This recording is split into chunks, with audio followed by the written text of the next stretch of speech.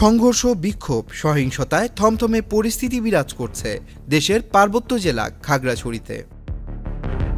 কয়েকদিনের সংঘর্ষে সামাজিক যোগাযোগ মাধ্যমে দেখা যায় পাহাড়ি ও বাঙালির মধ্যে ধাওয়া পাল্টা ধাওয়া, বসতবাড়িতে আগুন দেওয়ার ঘটনা।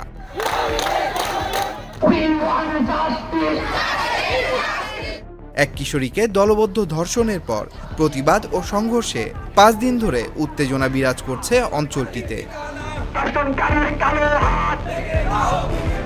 মঙ্গলবার রাত 9টায় প্রাইভেট পড়ে ফেরার পথে এক স্কুল ছাত্রীকে দলবদ্ধ ধর্ষণের ঘটনায় উত্তপ্ত হয়ে ওঠে ওই এলাকা।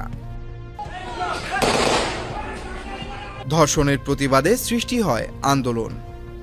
জুম্ম ছাত্র জনতা বৃহস্পতিবার আধাবেলা ডাক দেয় শরৎ অবরোধ কর্মসূচির।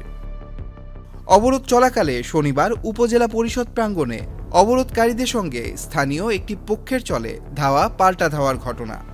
নিরাপত্তা বাহিনীর সদস্যরা পরিস্থিতি সামাল দিলেও বিকেল 4টার দিকে শহরের মহাজনপাড়া এলাকায় আবারও সংঘর্ষ বেঁধে যায়। পরিস্থিতি নিয়ন্ত্রণে সদর, পৌর এলাকা ও গুইমারায় জারি করা হয় 144 ধারা। এ ঘটনায় রোববার আইনশৃঙ্খলা রক্ষাকারী বাহিনীর সদস্যদের গুলিতে নিহত হন 3 জন। নিহত 3 জন হলেন তৈচিং মারমা, আথুইপ্রুং মারমা এবং আখরাও মারমা। সংঘর্ষের ঘটনায় আহত হন মেজর সহ 13 সেনা সদস্য, গুইমারা থানার ওসি এবং আরও অন্তত 20 জন।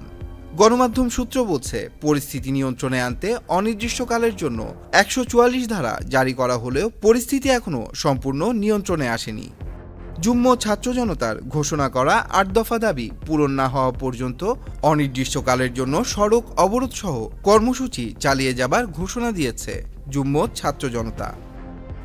বাংলাদেশের স্বরাষ্ট্র উপদেষ্টা অবসরপ্রাপ্ত লেফটেন্যান্ট জেনারেল মোহাম্মদ জাহাঙ্গীর আলম চৌধুরী বলেছেন, একটি মহল খাগড়াছড়িতে অস্থিতিশীল পরিস্থিতি তৈরির চেষ্টা করছে।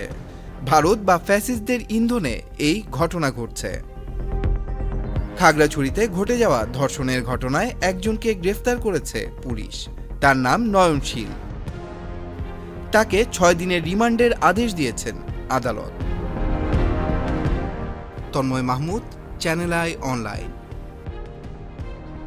LME সার্টিফাইড বিশ্বসেরা কপারে তৈরি ওয়ালটন কেবলস, যা আপনার স্থাপনাকে রাখবে সব সময় নিরাপদ।